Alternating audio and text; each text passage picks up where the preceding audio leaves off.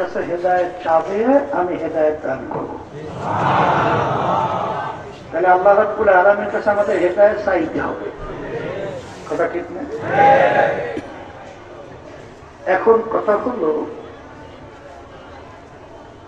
যে মাহফিল যারা আসে নাই বুঝের অভাব বলছিলাম,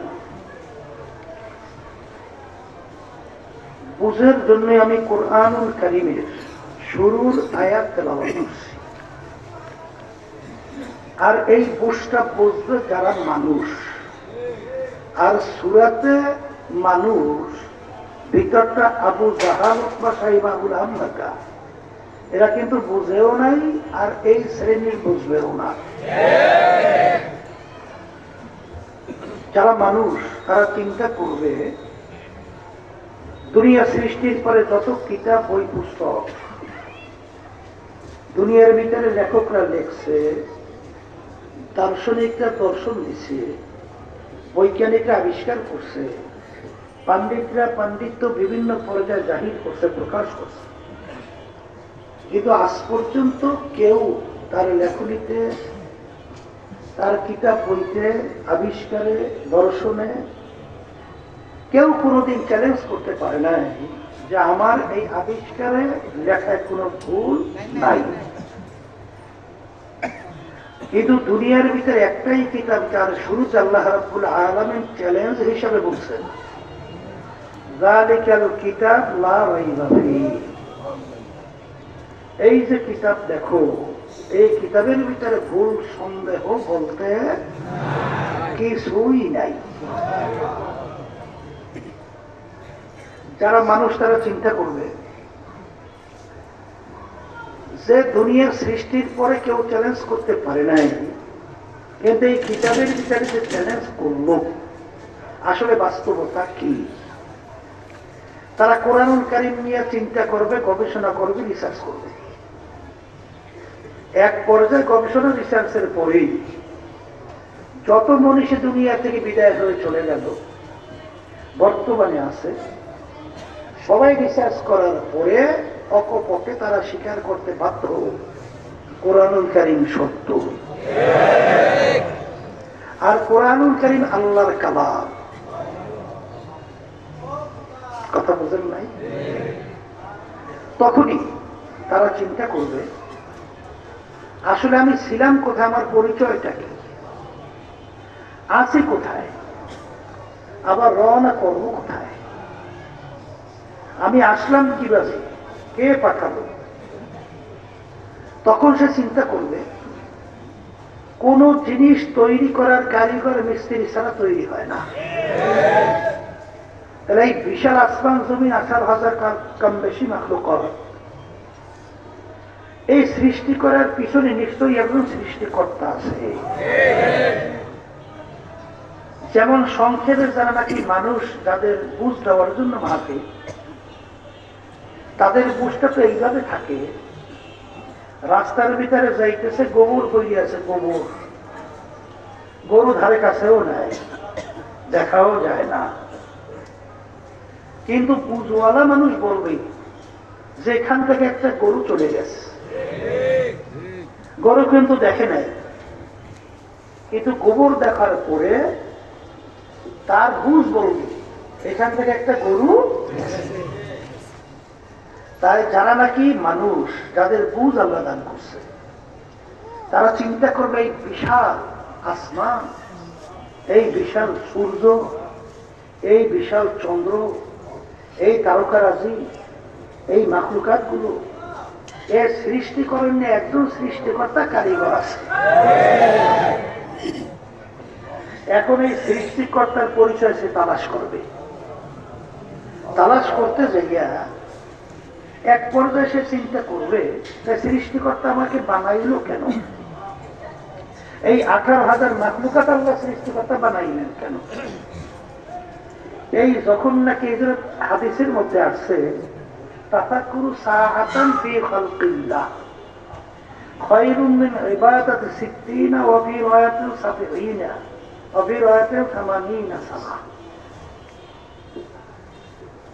যারা নাকি আল্লাহর এই সৃষ্টি এই মাখলুকাত নিয়ে যখন তারা মোরাকাবা চিন্তা করবে, এই মোরাকাবা চিন্তার বিনিময়ে আল্লাহ রাব্বুল আলামিন 60-70-80 বছর নফল ইবাদতের সব তার আমল নামায় দান করবে। তখন সে চিন্তা করবে যে রব্বুল আলামিন আমাকে সৃষ্টি করলেন কেন, মাখলুকাতগুলো সৃষ্টি করলেন কেন। তখন তালাশ করতে করতে সে পাবে ওই তো সত্য কালাম কোরআনুল কারীম আল্লাহর কথা। সেখানে আল্লাহ বলছেন, ওমা খালাকতুল জিন্না ওয়াল ইনসা ইল্লা লিয়াবুদুন। আল্লাহর কথা আল্লাহ বলতেছেন, এই যে যত মাখলুকাত আমি সৃষ্টি করছি, এর ভিতরে দুইটা মাখলুকাত আমার সৃষ্টি করার কারণ আল্লাহ বলতেছেন আমার ইবাদতের জন্য। তখন বুঝদার সে বুঝ পাইয়া যাবে যে আল্লাহ আমাকে সৃষ্টি করার মূল উদ্দেশ্য লক্ষ্য হলো তার ইবাদতের জন্য। এরপরে সে চিন্তা করবে তাহলে আল্লাহ অন্য অন্য মাখলুকাত গুলো কেন সৃষ্টি করলেন, আমাদেরকে সৃষ্টি করলেন পাইলাম তার ইবাদতের জন্য, কিন্তু অন্য অন্য মাখলুকাত গুলো আল্লাহ সৃষ্টি করলেন কেন। তখন আল্লাহর কালাম সত্য কোরআনুল কারীম সেখানে তালাশ করতে যাইয়া দেখে যে আল্লাহ রাব্বুল আলামিন সে বলছেন, ওয়াখলিকা লাকুম মা ফিল আরদি জামিআ। আমি অন্যান্য মাখলুকাত গুলো সৃষ্টি করলাম তোমাদের জন্য, অর্থাৎ আমাদের খেদমতের জন্য। আমাদের কিসের জন্য?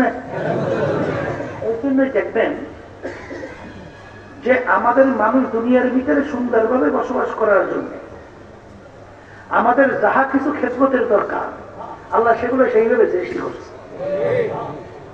যেমন সূর্য, সূর্য না থাকলে কিন্তু মানুষ বাঁচবে না, সূর্য না থাকলে কিন্তু ফসলাদি হবে না। তাহলে সূর্যকে আল্লাহ বানাইছেন আমাদের খেদমতের জন্য, আমাদের সূর্য লাগে। কিন্তু সূর্যের কিন্তু আমাদের কোনো প্রয়োজন নাই। একটা মানুষ দুনিয়ায় না থাকলে সূর্যের কি হয়? গরু আমাদের দরকার আছে না?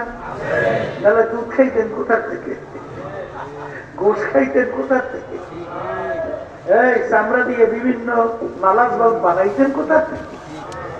হাতি না হইলে বিভিন্ন ধরনের হাতি দিয়ে তো ঔষধ বানায়, কেমিক্যাল বানায়, এরপরে আবার সিরুনি বানায়, আরো কত কিছু কিছু বানায়। কি দরকার আছে না? গাছ আমাদের লাগে না, মাছ লাগে না? তাহলে সবকিছু আল্লাহ বানাইছেন আমাদের জন্য। আর আমাদেরকে আল্লাহ বানাইলেন কেন? বলেন তার ইবাদতের জন্য। এই পুষ্টা বুঝবে কিন্তু যারা মানুষ।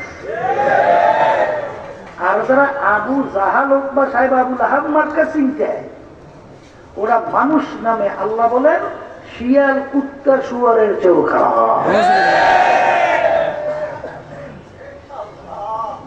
কারণ আল্লাহ বলছেন না ওরা তার কারণ বানি আদান। এরপর আল্লাহ কি বলছেন? উলাইকা কাল আনআম। এরপর আল্লাহ বলেন বালহুম আদাল। এরপর আল্লাহ বলেন শাররুল বারিয়া। এক শ্রেণীর মানুষ সবচেয়ে আমার নিকৃষ্ট জানোয়ার, শুকরের চেয়েও খারাপ। যেই মানুষটার ভিতরে চিন্তা নাই আমাকে কে বানালো, কেন বানালো, ছিলাম কোথায়, আসি কোথায়, রওনা করলাম কোথায়, ঠিক এই চিন্তাটা কিন্তু একমাত্র করবে যারা মানুষ। এ কিন্তু আপনার বাড়ির পাশে গোয়াল ঘরের গরুটা করবে না, কারণ আল্লাহ ওকে এর জন্য সৃষ্টি করেন নাই। তখন সে চিন্তা করবে তাহলে মামলা তো দুইটা, মামলা দুইটা বলেন না। একটা মামলা হইল দুনিয়ার মামলা, আর একটা মামলা হইল ওই যে আখিরাতে আল্লাহর কালামে আল্লাহর সত্য কথার ভিতরে আল্লাহ কোরআনুল কারীমের ভিতরে বলছেন যেই জিন্দেগিটা আমাদের যেতে হবে, আর সেই জিন্দেগি শুরু হবে আর কোনোদিন শেষ না। ওই জিন্দিগির আখেরাতের মামলা। কথা ঠিক কিনা? দুনিয়ায় মামলায় মানুষ পড়লে অনেক সময় ঘুম নষ্ট হয়, খাওয়া দাওয়া ঠিক থাকে না, পেরেশানে চেহারা শুকিয়ে যায়। একজনের দেখবেন চেহারা ভিতরে বিবর্ণতা। কি ব্যাপার ভাই, আপনার চেহারা এরকম দেখা যাচ্ছে কেন? বলে শোনেন নাই কি?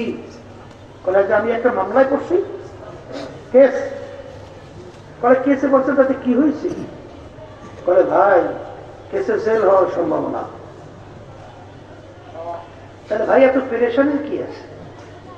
জেলে তো আপনাকে খাইতেও দেবে, শুইতেও দেবে, সবই তো ব্যবস্থা আছে, এত অস্থির হয়েছেন কেন? বলে ভাই স্বাধীনভাবে চলা যায় না। কিভাবে চলা যায় না? স্বাধীনভাবে চলা যায় না। স্বাধীনভাবে চলা যায় না। এই চিন্তায় খাওয়া ঘুম বন্ধ। কেস পরিচালনা করতে যাইয়া জায়গা জমিন বিক্রি শেষ, এরপরে চিন্তা পেরেশানি শেষ নাই। আর একটা যে মামলা আখেরাতে, ওই মামলায় যদি খোদা না খাস্তা কারো জেল হয়ে যায়, ওই জেলের নাম হলো জাহান্নাম। আল্লাহ আপনি আমাকে আমাদের সবাইকে আমিন। ওই জাহান্নাম এত ভয়াবহ শাস্তির জায়গা। আল্লাহ রাসূল সাল্লাল্লাহু আলাইহি ওয়াসাল্লাম বলে যে এত ভয়াবহ শাস্তি কেউ কোনোদিন চোখে দেখে নাই, কানে শোনে নাই, কল্পনা পরিকল্পনাও আসে নাই। এর চেয়েও কঠিন ভয়াবহ। তখন সে চিন্তা করবে, যারা মানুষ তারা তো আমার আখেরাতের মামলায় আমার পরিত্রাণ পাওয়া লাগবে। কথা বলে না? এখন আখেরাতের মামলায় যে আমার পরিত্রাণ পাইতে হয়, তাহলে আমার কিভাবে চলতে হবে, আমার কি করতে হবে, তদবির কিভাবে করতে হবে? তখন ওই সত্য কালামের ভিতরে সে তালাশ করবে। আল্লাহর কালাম সত্য। সেখানে যাইয়া দেখে আল্লাহ রাব্বুল আলামিন বলতেছেন যে আখেরাতের মামলা আমার শাস্তির জায়গা জাহান্নাম থেকে যদি বাঁচতে চাও, আর যদি আমার স্থায়ী জায়গা শান্তিতে বেহেশতে থাকতে চাও, তাহলে তোমাদের দুইটা কাজ করতে হবে। কয়টা কাজ? ওই সত্য কালামের ভিতরে কোরআনের ভিতরে আল্লাহ বলতেছেন,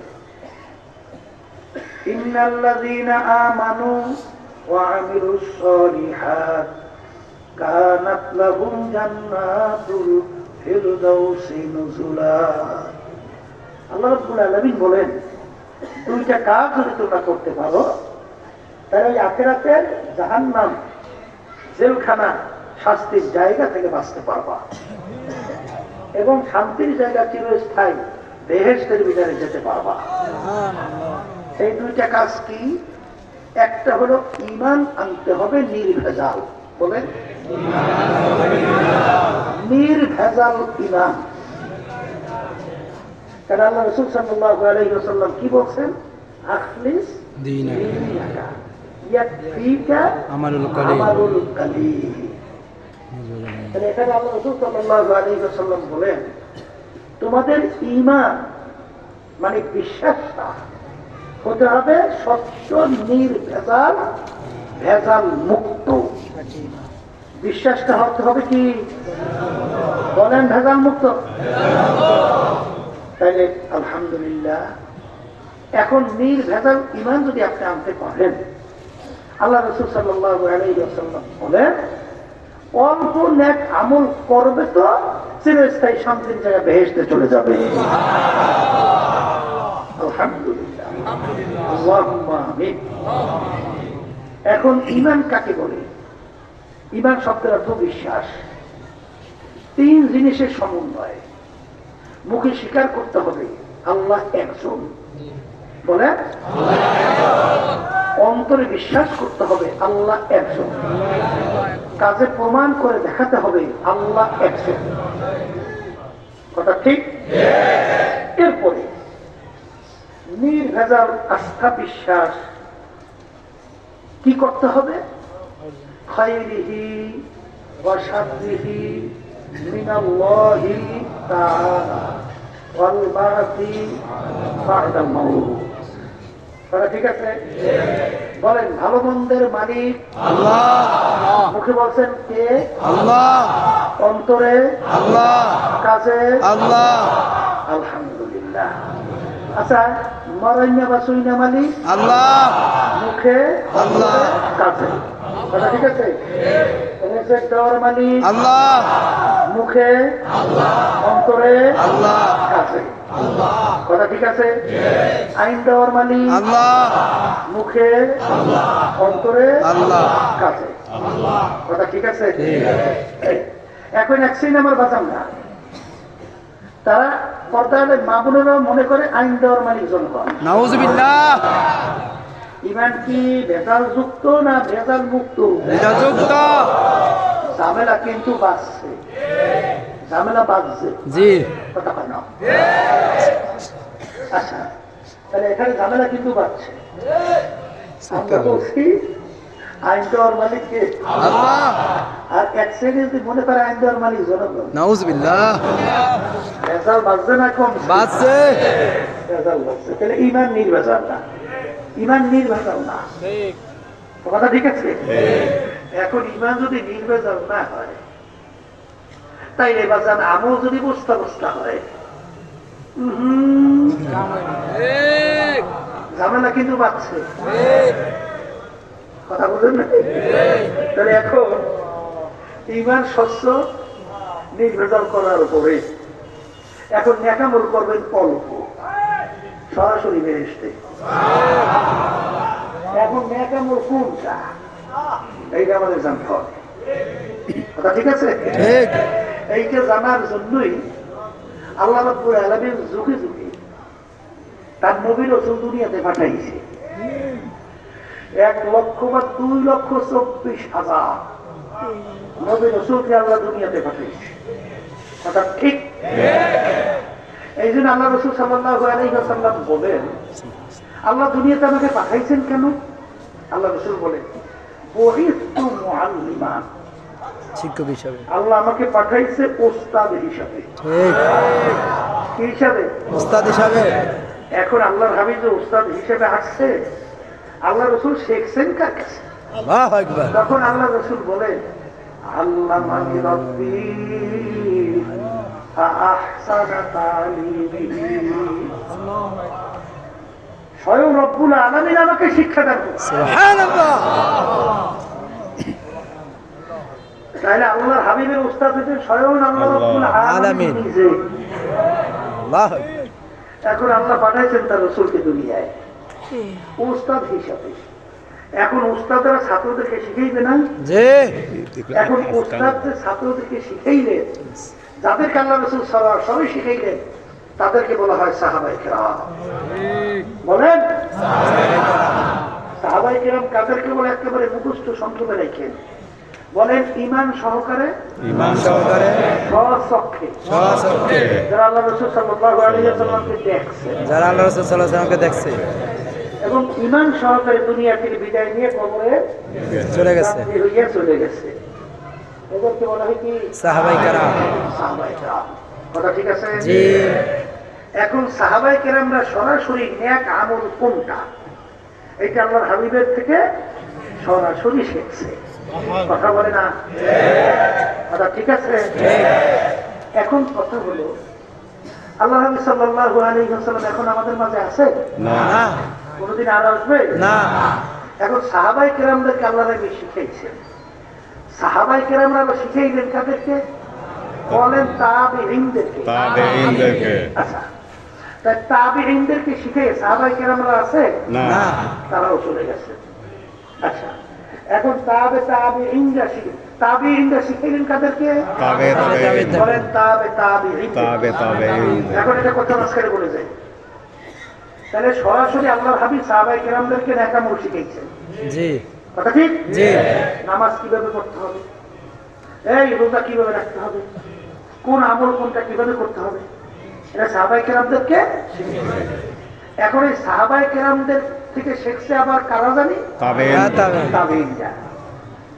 বর্তমানে কিন্তু বর্তমানে তামাম দুনিয়ার ভিতরে ভেজালযুক্ত ইমান। ঠিক এক শ্রেণী বর্তমানে বের হয়েছে, তারা ইমাম মুরব্বী মানতে চায় না। তারা নাকি বলে আমরা আহলে হাদিস, নাউজুবিল্লাহ বলে না? নাউজুবিল্লাহ জি তাহলে আহলে হাদিস যদি বলে, তাহলে আহলে কোরআন আবার কারা? আলাদা হয়ে যায় না? জি যখন আহলে হাদিস বলবে তখন আহলে কোরআন আলাদা হয়ে যায়। জি তখন আবার আলাদা বাইরে নেবেন, আহলে কোরআন বাইরে বাইরে নেবেন। তাহলে আমরা কি শুধু হাদিসে আমল করবো না কোরআনে আমল করা লাগবে? কুমালা এবার কোরআন হাদিস থেকে যেটা আছে ইসলামতে আছে আমল করা লাগবে। এখন বাজারদেরকে বলি, শুনেন, উল্লেখযোগ্য 4 জন ইমাম আছে না? জি নাম শুনছেন না? জি একজন হলো ইমামুল আযম আবু আবু হানিফা রাহমাতুল্লাহ আলাইহি, নাম শুনছেন। আর একজন হলেন ইমাম শাফি রাহমাতুল্লাহ আলাইহি, নাম শুনছেন। জি আর একজন হলো ইমাম মালিক মালিক রাহমাতুল্লাহ আলাইহি, নাম শুনছেন। আর একজন হলো আহমদ ইবনে হাম্বল রাহমাতুল্লাহ আলাইহি, নাম শুনছেন। জি শুনছেন কি শুনেন নাই? এই 4 জন ইমাম উল্লেখযোগ্য প্রসিদ্ধ কথা, ঠিক আছে? জি এই 4 জন ইমামের মধ্যে শ্রেষ্ঠ ইমাম একজন হলেন তাবি। ওকে আলহামদুলিল্লাহ বলবেন। তাবির কথা কি বলছিলাম? সাহাবায়ে কেরামদেরকে দেখছে এই 4 ইমামের ভিতরে সাহাবায়ে কেরামদের দেখছে কে? তাবি 4 ইমামের ভিতরে কে একজন দেখছে? আবু হানিফা রাহমাতুল্লাহ আলাইহি তাহলে ইমামুল আযম আবু হানিফা রাহমাতুল্লাহ আলাইহি। আমাদের ঠিক ইমাম আছে তো? এখন ইমামুল আযম আবু হানিফা রাহমাতুল্লাহ আলাইহি তিনি সরাসরি সাহাবায়ে কেরামদের আমল দেখছে, যে কোনটা নেক আমল। কথা ঠিক আছে? তারা আবার শিখেছেন তাবেঈনদেরকে। তাবেঈনরা তাদের থেকে শিখছেন উলামায়ে মুতাকাদ্দিমিনরা, তাদের থেকে শিখছেন উলামায়ে মুতাআখিরিনরা, তাদের থেকে হাত্তাকার এখন পর্যন্ত সিলসিলাওয়ারি হক্কানি খাঁটি সহি নায়েবে রাসূলরা। আর হক্কানি খাঁটি সহি নায়েবে রাসূল কারা? আল্লাহ বলতেছেন ইন্নামা ইয়াখশাল্লাহা মিন ইবাদিহিল উলামা। হক্কানি নায়েবে রাসূল হইবে তারা যাদের ভিতরে আমার ভয় পয়দা হবে, যাদের ভিতরে আল্লাহর ভয় পয়দা হবে। তারা কখনোই আল্লাহর হুকুমে বিরুদ্ধাচরণ করতে পারবে না। তারা কখনোই যত বড় শাইখুল হাদিস, যত বড় আলেম, আর যত বড় মুফতি, আর যত বড় পীর হোক, বেপরদা মহিলাদের কিনিয়া তারা বেপরদা অবস্থায় মিটিং করা, মিছিল করা, তার ভিতরে আল্লাহর ভয় পয়দা হয় না। কারণ ইন্নামা ইয়াখশাল্লাহা মিন ইবাদিহিল উলামা। আমার মালিক বলতেছেন আলেম বলা হবে তাদেরকে যাদের ভিতরে আমার ভয় পয়দা হবে।